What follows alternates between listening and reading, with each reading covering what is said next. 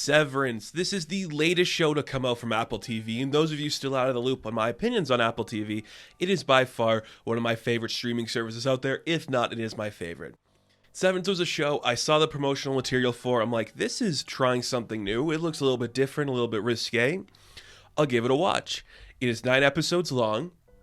They're very breezy. It works really well.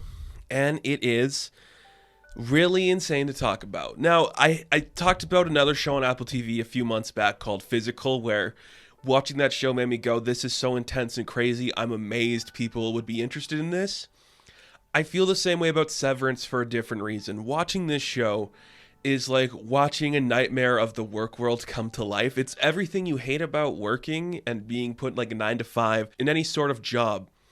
And seeing that just like presented in a big way. It's kind of like if a Black Mirror episode had an existential crisis and was like a Charlie Kaufman piece where it's like it's so thought-provoking and full of this nuance, but you're like, this is scary in a dystopian world I do not want to be a part of.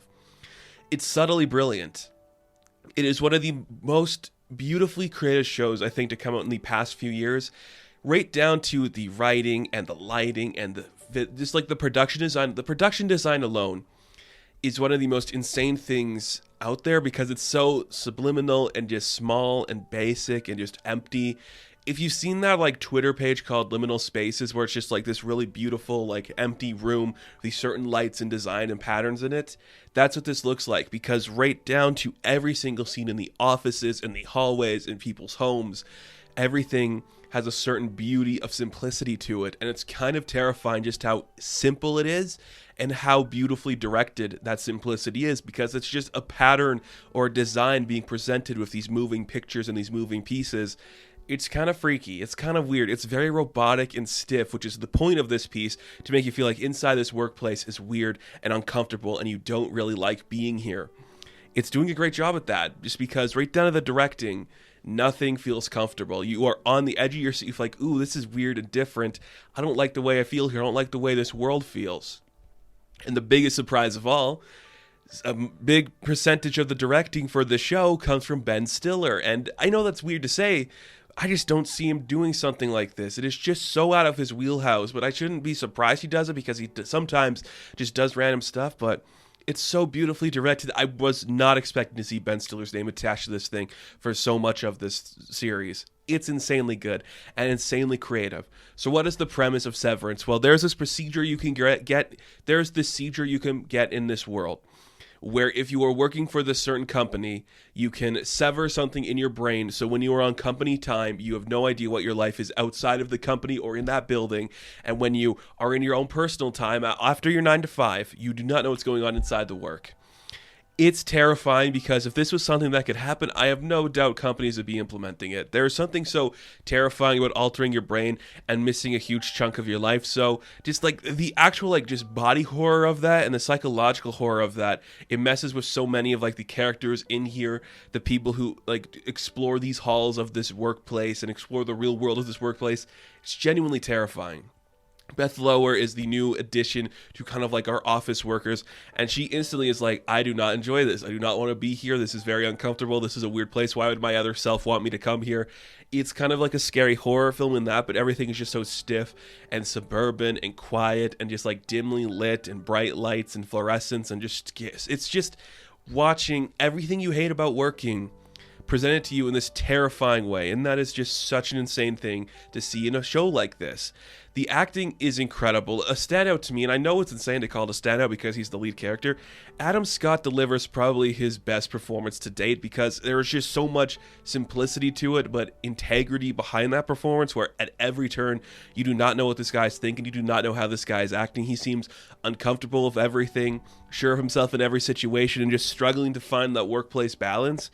It is really intense and really freaky. I just adore seeing what he does, and I'm a fan of Adam Scott. I've liked him in most of his works, but this one is just another level of that awkwardness and that creepiness that he can do pretty well, I gotta say. And the mystery behind this show. What are they doing? What's being done here? Why are they doing this sort of job where they're looking at these numbers and it invokes a reaction? It's all pretty well done. It's an interesting payoff that goes into some really satisfying directions, and some that are just, you're kind of like, okay, that's an interesting choice to make. But you are never bored watching this. It is slow, it is methodical, it is taking chances that a show like this doesn't normally take, but they pay off in some really bright ways. If you can get by the initialness of it's like, oh, this is kind of just like a weird, quiet piece about people in the workplace, and you slowly see the world it's building up, like the weird rooms they go to feel calm, the other people that work in the office, what's happening outside the office, what happens when you try to unsever your severance. There's something very interesting about that world that feels very dystopian and hurtful. It's kind of creative in that way. Now, we could get into, like, what does it mean for the real world and, like, all the real world ramifications for the people watching this show, and, like, how does it affect them? What is it trying to say about society and our society and people that work these jobs? We could get into that. There is some of that in there where it's like, hey, look at these mindless Jones working for the Met without ever questioning their loyalty to something that gave them this beautiful money or whatever. There's some of that here. We don't need to go into it just because if you don't see it, if you don't pick up on that when you're watching the show, I don't need to bring it up because clearly you'd be somebody who does this and understands what's going on there, and that's not an insult at you at all. I'm just saying, like, if you can't see those real world ramifications being explored here, I don't need to bring them up because you'll get it or you don't, and there's nothing else I need to add there that's going to make you change your mind. It's just an insanely confident show that takes itself into some really interesting ideas that you wouldn't be expecting for this type of piece of fiction. It is well written, well directed, well choreographed. The production design is unreal because every shot is so perfectly laid out. It's terrifying to see. The acting is pretty impressive. John Turturro does a really good job of it in here too. And Christopher Walken. Who would have thought Christopher Walken would do a role like this?